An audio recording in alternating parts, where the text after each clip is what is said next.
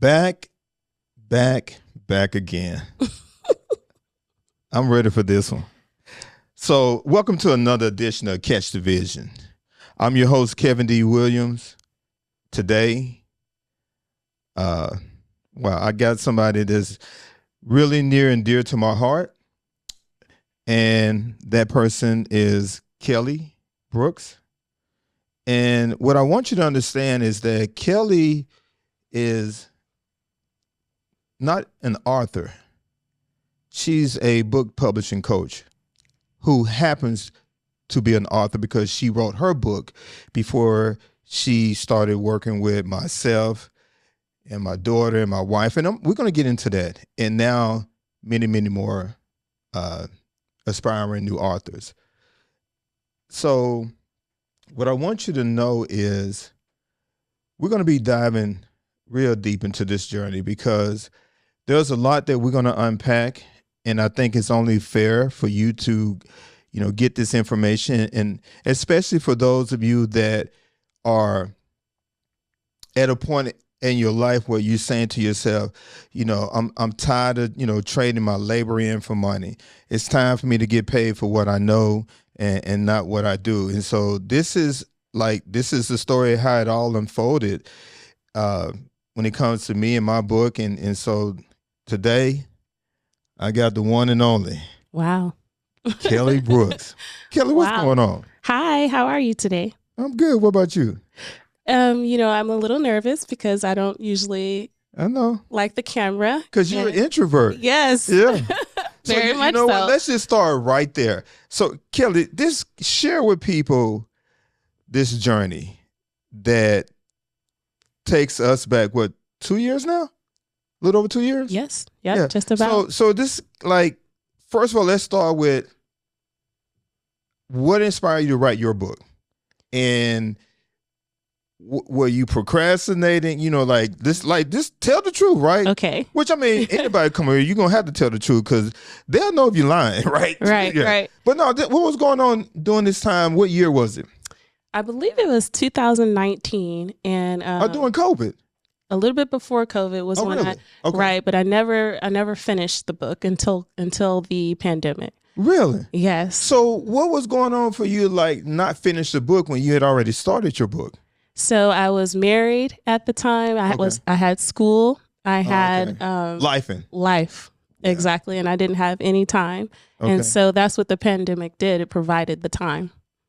And so how long did it take for you to just go ahead and complete everything? What was that timeline for you? From inception, from when you started working, when you made the decision to start finishing up the book, what was that time frame?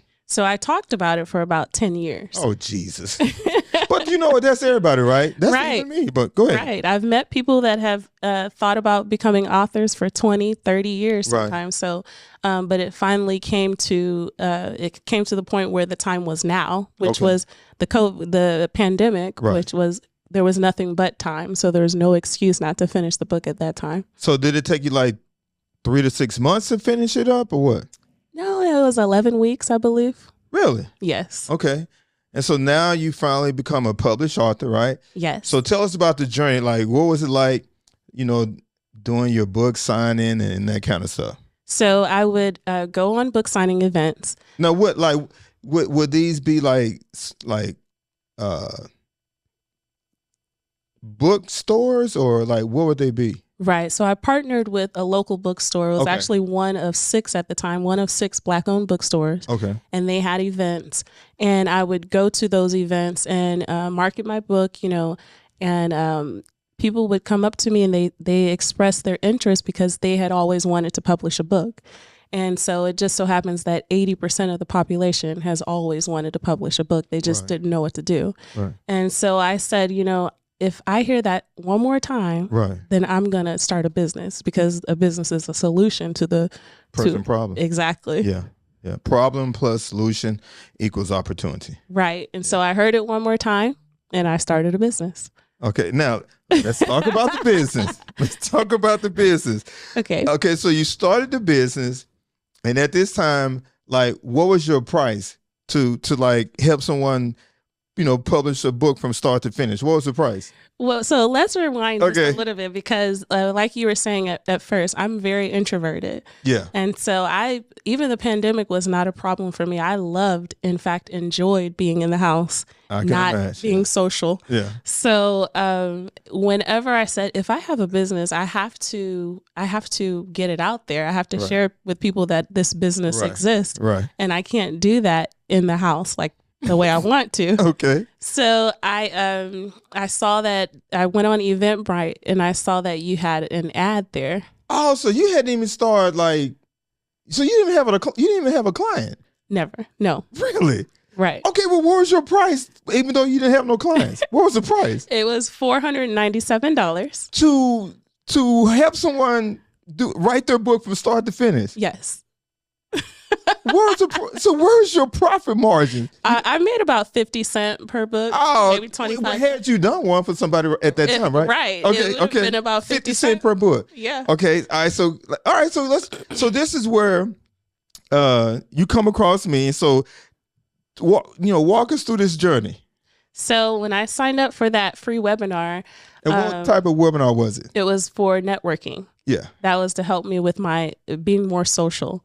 Because originally I would go to networking events and I would spend hours there. I would meet about 4 people. Okay. And then follow up with 0 people and then get 0 clients. Okay. So I was like, no, I have to learn how to socialize. Okay. So I signed up for that free webinar and you taught us the elevator pitch. Mm-hmm.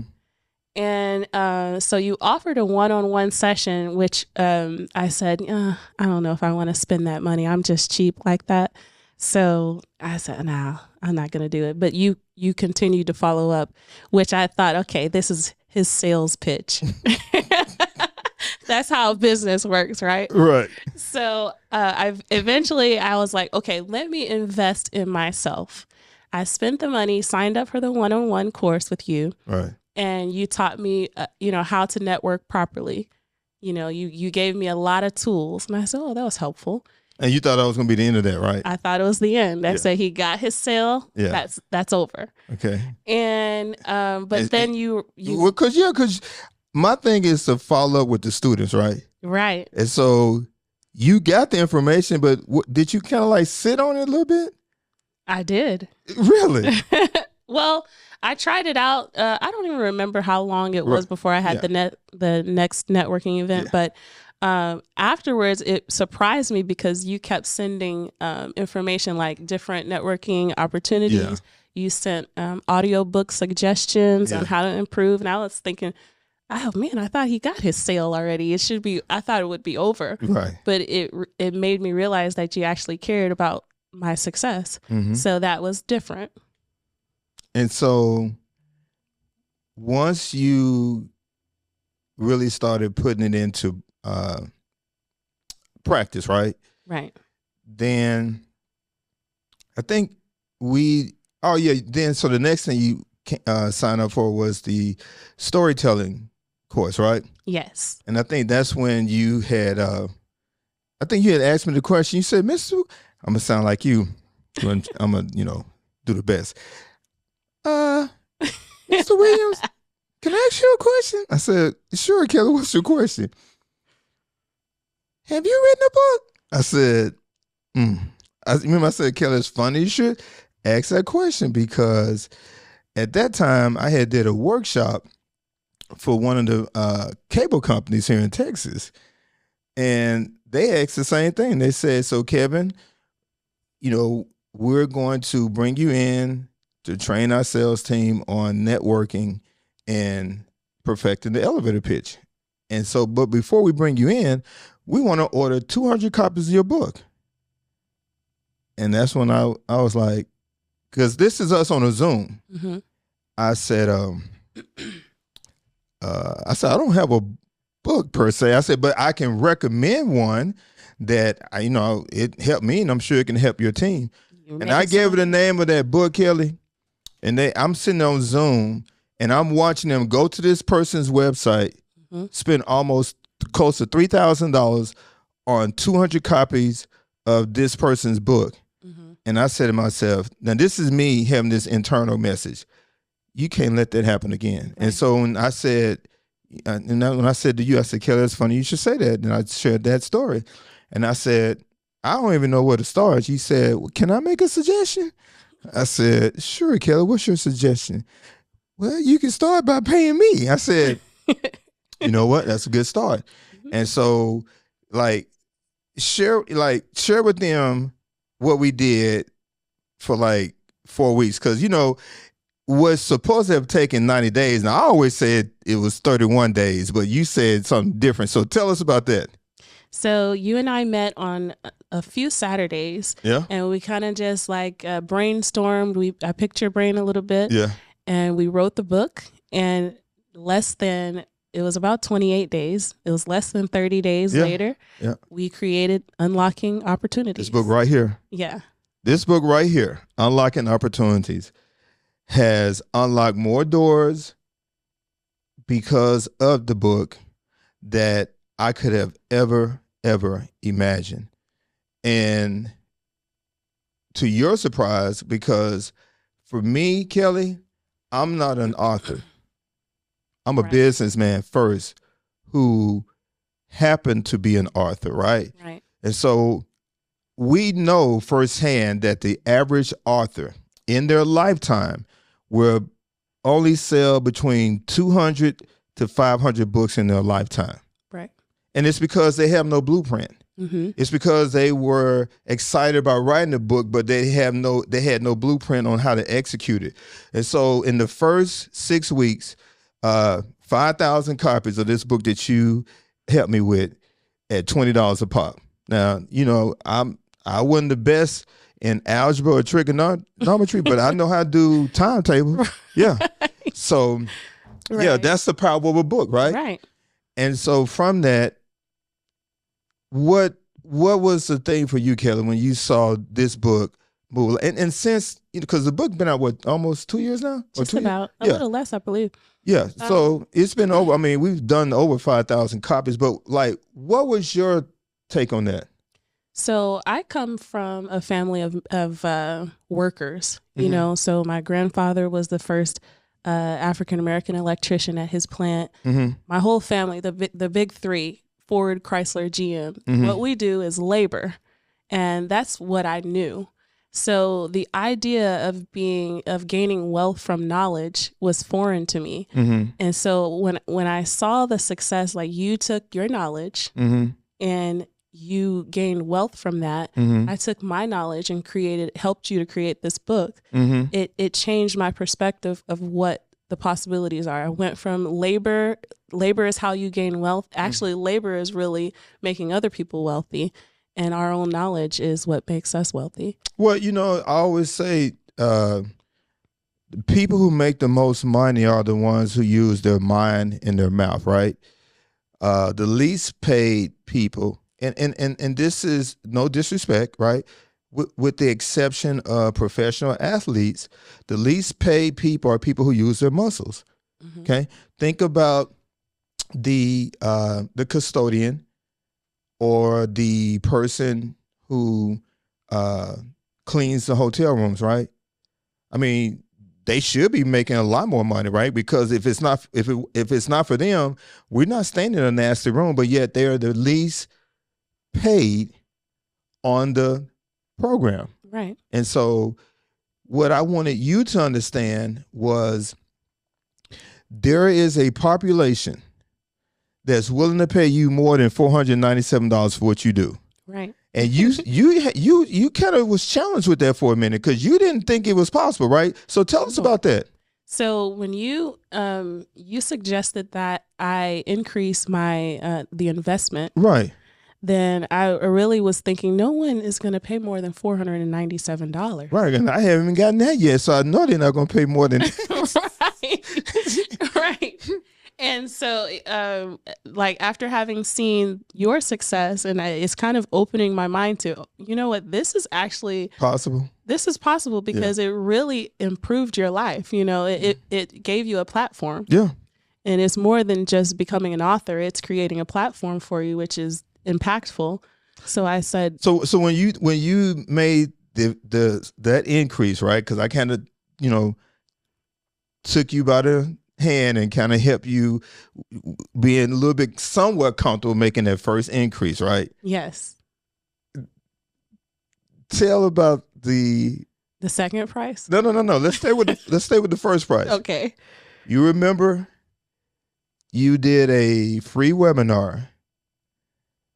Was it on Thanksgiving Day or the day before, or was it Christmas Eve? Christmas Eve. Right. Yeah, you did a webinar on Christmas Eve. Mm-hmm. And you remember calling me and saying, Mr. Williams, only 5 people signed up. I'm just going to cancel the webinar. What did I say? Absolutely not. I said, no, don't do that. Commit to what? Yeah, if you put it out there, I don't care if you don't want to show up, right? Mm-hmm. At least you showed up. Right. And what happened? First of all, tell how many people did show up and what happened.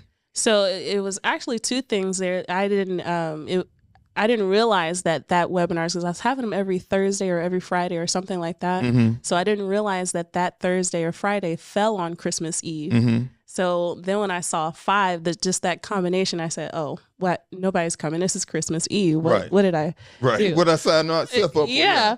So when you said no, you commit to what you've signed up for, mm-hmm. and give it your all, even if it's just one person there. I said, okay. And so that day I went, it was 2 people there. 5 signed up, 2 attended. Yeah. And that day I made $1,000. Right.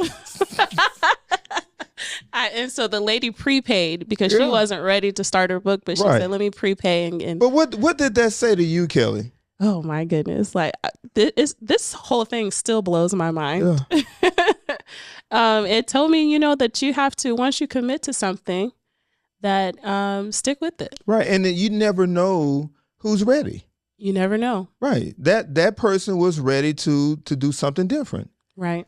And so that happened.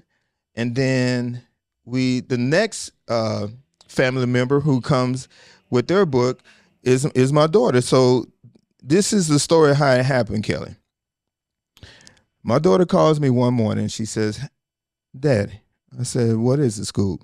That's her nickname, Scooby. And she said, so you written a book? I said, yeah, I have a book. She said, I want to write a book. I said, okay. I said, well, there is some experience that you have. And I said, you remember how me and your mom co-parent and, you didn't realize that we were divorced until after the fact that that we told you. Because she thought living in 2 homes was the norm, right? Because nothing ever changed. We had the same foundation. No strife. Yeah. And so I said, you need to talk to Kelly.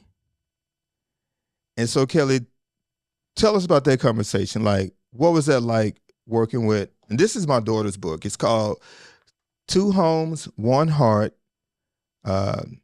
Co-parenting. Yeah, a guide to co-parenting from a child's perspective. And so on the front of the book cover is when my daughter, she's 23 now, but when she was, this age, it's me and her mom. I'm on one side, her mom is on the other side. And so it's all about saying that, first of all, there's a stigma in our community saying that we don't know how to co-parent, right? Mm-hmm. I'm not saying that it's not an accurate statement, but I'm saying when we get the tools to learn different, mm-hmm. then we will learn different. Everybody don't pick up their kids at the police station. Everybody don't pick up their kids in Walmart parking lot. Yeah, right. We picked up, either I picked up my daughter from her mom's house or from her mom's salon, and her mom would pick her up either from where I was at, or I would bring her to the salon. Right. But there was never, well, meet me here, meet me on the abandoned parking lot. No. Right. Yeah. But tell us a story about how you ended up working with Kyler and what was that experience like for you? So what I like about that photo is that you two are actually not married on that photo. Mm-mm. And so you could see the impact that she has a smile on her face and you two are just like in harmony. It was exciting for me because she was, at that time, she was still in college. Mm-hmm. And so this I knew was going to be a launching pad for her once we finished the book, and she also had her degree. That would be the two tools that she needed to be successful. So when she came to me at that youthful age, and she had this experience that she held in her heart, I knew this was going to be a success. So I was really happy for her. Yep. And she has since sold over 1,000 copies. Oh, yeah. Awesome. Praise God. Yep. And then there is the last of the Williams, and that's my wife. And her book is, and my wife, she's, her name is Wendy Williams. Now, not the one that used to have the TV show. Okay. This is the one and only. Yeah. The one and only. But her book is called Fashionably Masked. And so, Kelly, tell us about that story. So I love this book because she's using what she's great at. She's really great at fashion in all aspects of it. And so you can see that this is a tool. Now, when she approaches people with her tool, then she's viewed differently, right? Yeah. She's viewed as an expert. Right. She's an author. She's great at fashion, but she's also an author, which means that she can present herself in a more professional tone. Yeah. And so people lean in more and trust her a little better when they see that she's also an author in her own craft. And the question becomes, so Kevin, everybody in your family is an author. Yes, because the speed of the team is determined by the speed of the leader.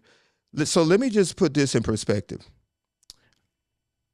Had we still been living in Arkansas, none of these books would have ever came into fruition, right? Because I wasn't around people who had a desire to write.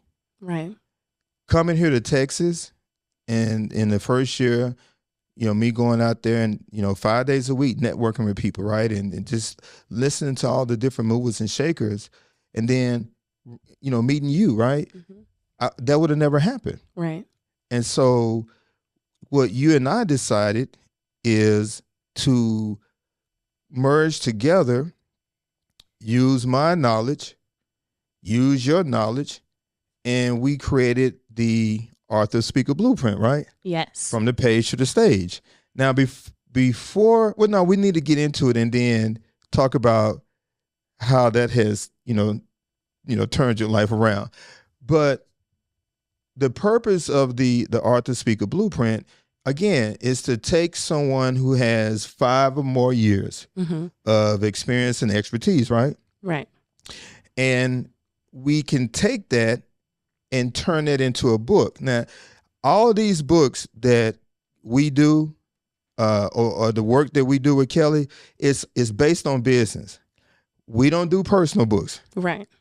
And explain why we don't do personal books. And it's no disrespect, but explain why, Kelly. No disrespect, yeah. But they're an absolute nightmare. Kelly, but like... because the purpose of the book is to create a platform, right? Right. And so when I see the business books, so a lot of us will write a book about our own personal story, but people want to see the result for themselves. The results, right? They don't care about your story. Right. They care about how can you solve my problem. Exactly. And that's why it's better to write a book on business first, and then if you want to come back and write your personal book, that's up to you. But right. People need change. Exactly. Yeah. And so I realized that that's what a business book does. And when I see the success of the people that write business books, that's why we've shifted. That's our focus. Yeah. And so the Author Speaker Blueprint, how has it changed your life? So a lot of my clients, once they write the book, the challenge that they have at that point is to spread the word, get the word out there, share what they've written. Right.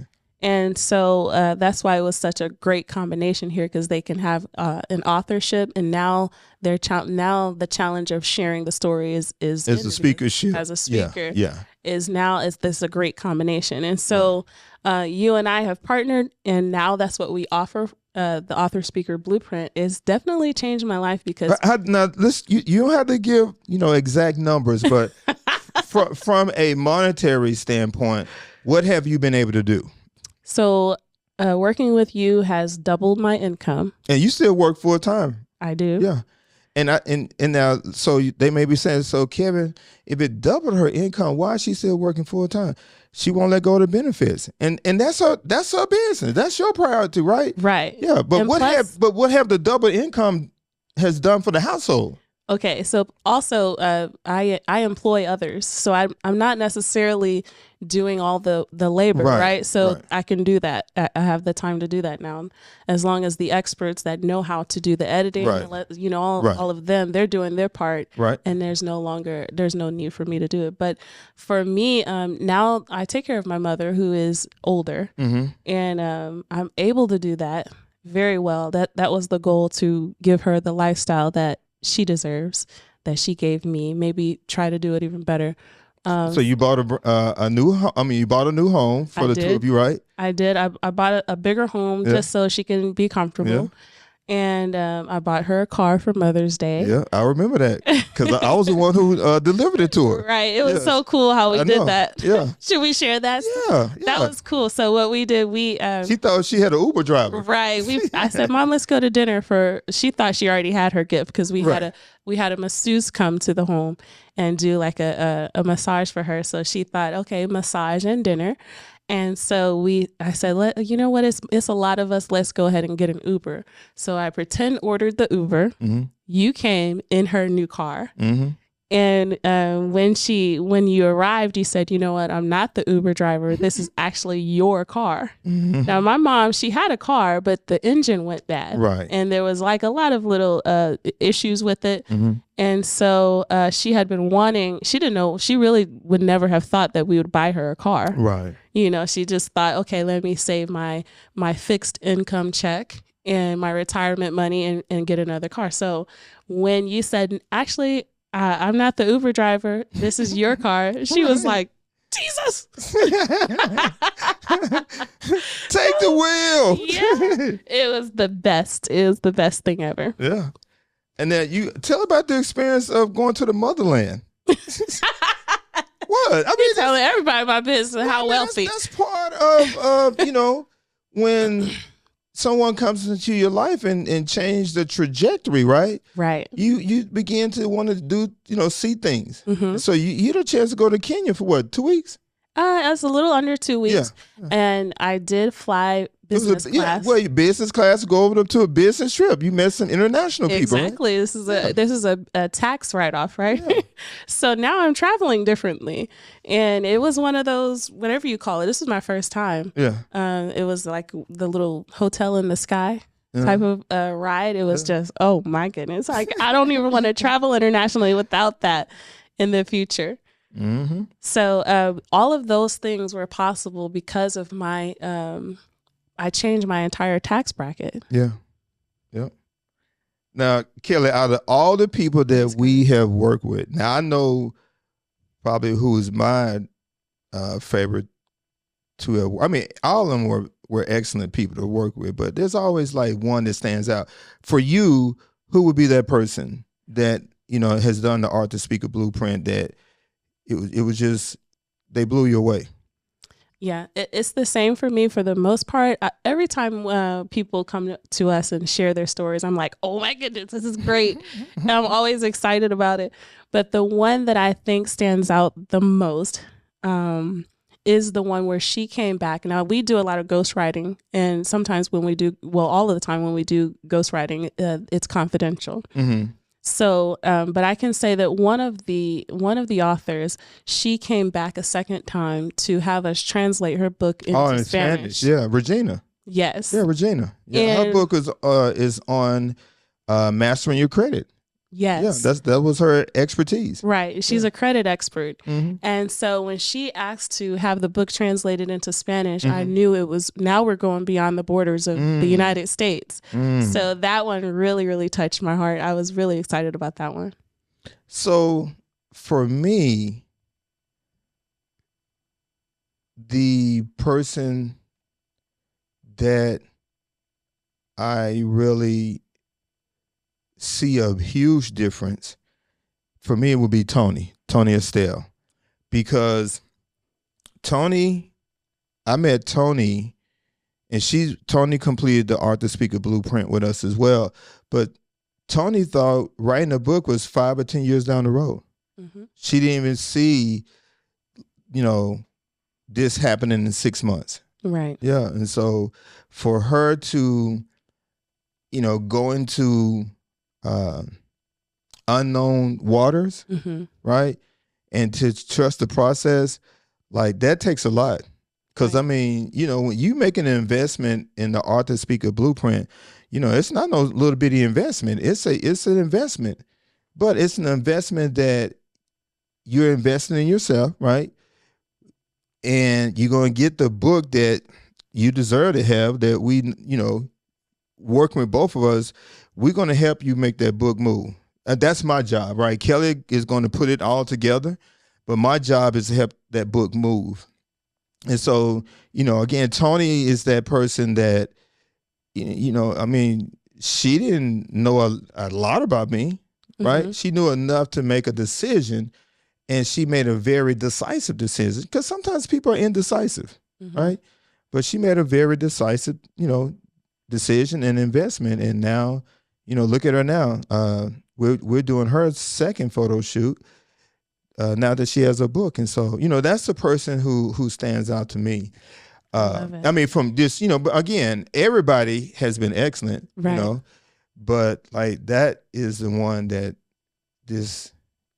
it blows my mind, because right. again, she didn't know much about me, but she knew enough to make a decision to say, you know what, I'm a bet on this person. Right. I'm a bet on the program. And that, it's important to make an investment in yourself. Mm-hmm. We struggle with that, mm-hmm. And so even when I was spending the money for that one-on-one session, I'm thinking, no. But when you think about it, investing in yourself is more important than buying a thing. Yeah, because you made a big investment. Your first big investment was your website. It was. Yeah. Yeah. The digital marketing maiden, shout out to her. Yeah. But it was definitely worth it. Mm-hmm. So, what's something personally, Kelly, you have learned from, running the Author Speaker Blueprint, like for yourself personally? Ooh, I don't know if I prepared for this question. Let me think. Oh, okay. Here's something. There's amongst many things, mm-hmm. That when you launch a business and when you want to do something different, you don't have to have everything in place. Right. When you start. Right. And even over the days of growing the business, mm-hmm. I started off with no website. You sure did. You sure? Actually, we started with you doing a Zoom meeting. That was it. That was it. Yeah. And it still became a business. Yeah, absolutely. There was one other example I wanted to use, and it left my mind, but you don't have to have perfection in order to move forward. Even though the other one was the Spanish. I've never done a book in Spanish. I was thinking, what are we going to do? I mean, the little Spanish that I speak is not enough to translate this. It's more than I speak. Gracias, señor.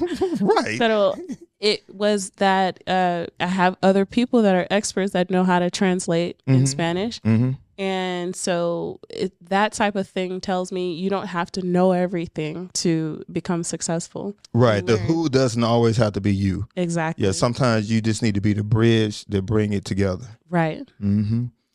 So what's some of the platforms that you've been featured on for as media? Okay. Blacknews.com. Yeah. You've been on there twice. Yes. Yeah. Blackauthors.com. Oh, wow. Okay. The Portland Observer. Really? Yeah, that one blew my mind, because that client, she chimed in from Portland, Oregon. When I asked her, where did you hear about us? She said, oh, it was in the newspaper. Wow. Right. And I said, I never had any interaction with that newspaper. So the Portland Observer was media is powerful. Like PR is real powerful. It is. Yeah. Voyage Dallas Magazine, the Metro. There's countless, just countless. I can't even remember all of them. So, Kelly, in your professional thought process,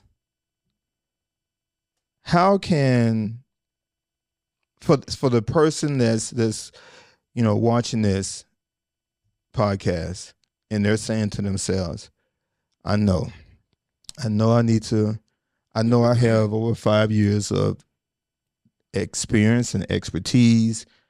I know I've been thinking about writing the books since Moby Dick was a minnow. So, but Kelly, just give me one reason why I should do this.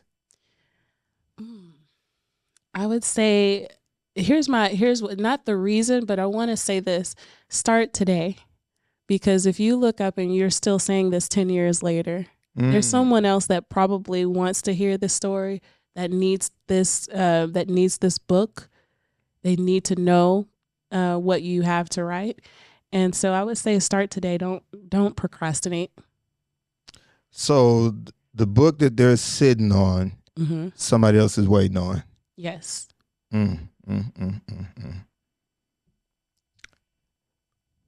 want you to look at the camera, and I want you to just share with the people what's your mission, because you have a certain number that you want to execute within the next 3 to 5 years. Talk to people about that number and why you want to do it so passionately.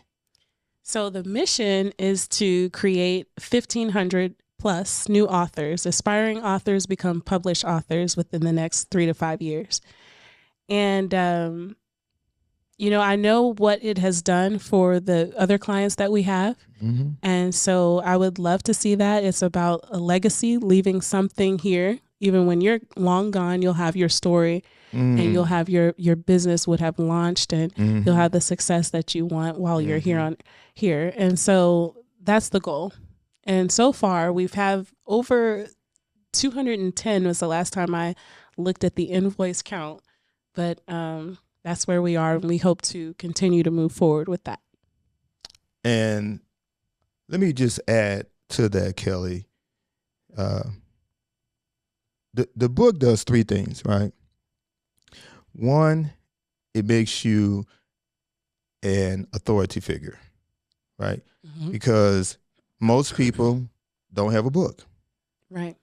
Number 2, it's a way to generate passive income and then open doors that maybe never would have opened because you didn't have a book, right? But I think to me, is number 3. And number 3 is legacy.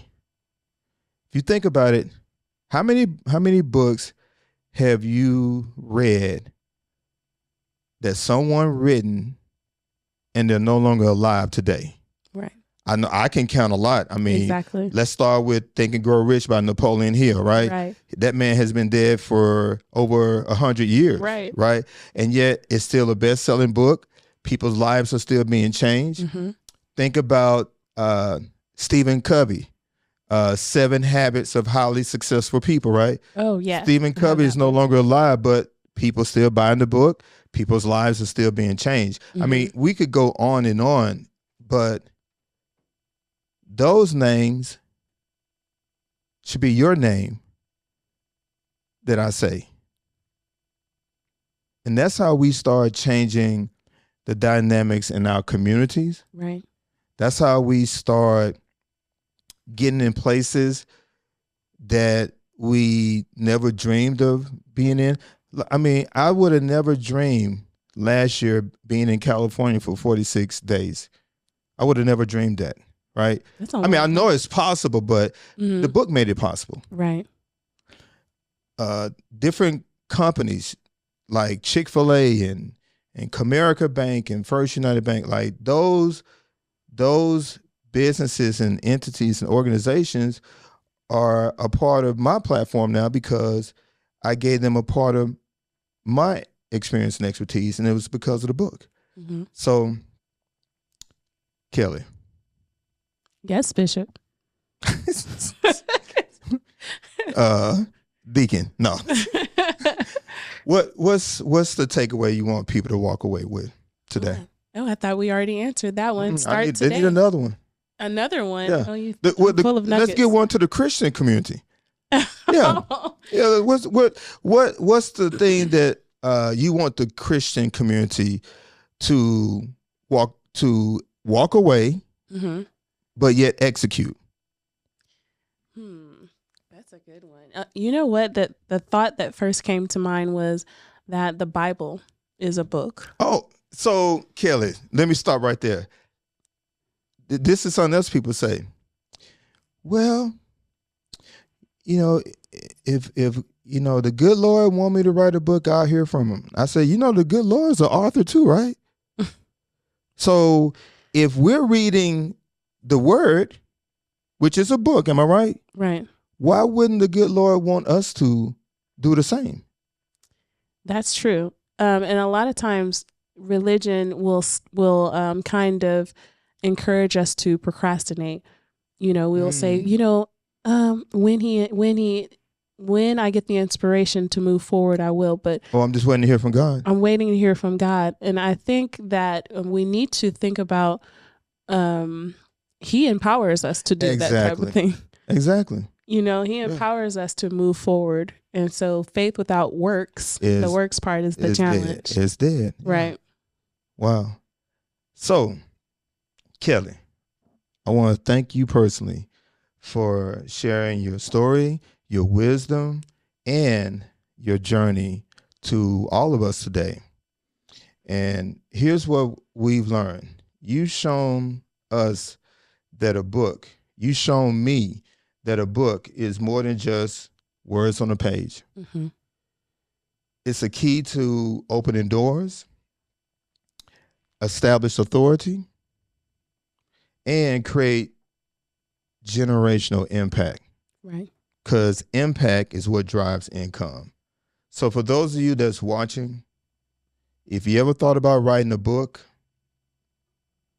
or stepping onto the stage to share your story, the Author Speaker Blueprint can be the exact blueprint that you need. Because this is what I want you to remember. There's more money in what you know than it'll ever be in what you do. And so this has been another episode of Catch the Vision. I'm Kevin D. Williams. And until the next time, which should be prime time, but not the prime time you're thinking about. Keep crafting your story, keep building your authority, and keep catching the vision. Keep catching the vision. Keep catching the vision.